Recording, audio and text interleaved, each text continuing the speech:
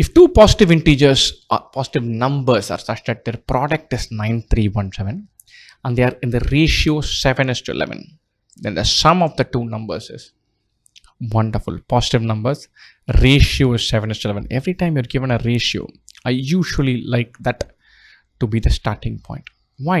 Because two numbers in the ratio, three numbers in a ratio, 17 numbers in a ratio can all be captured using one variable. If I start here, I'll say two numbers A into B is 9317. I don't want that. I want to say the numbers are 7x and 9x. 7x into 9x is 9317. Sorry, 7x and 11x. So I'm going to write this down again. 7x into 11x is 9317. Now this number has got to be a multiple of 7 and 11. You can confidently divide this because you're told that we're only dealing with positive number. That is not the case, then something is wrong. Let's divide by 7 first. 9317 divided by 7 goes 1, 7, 23 goes 3 times, 21, 21 it goes 3 times, it goes once.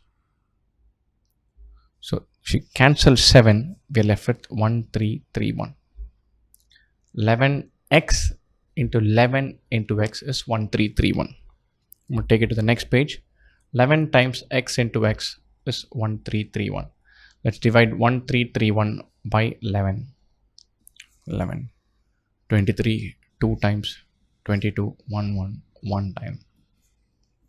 Or x into x is 121. X is 11. Mind you, we've been told clearly that these two are positive numbers. So the number x is 11. The numbers we are looking for are 7x and 11x.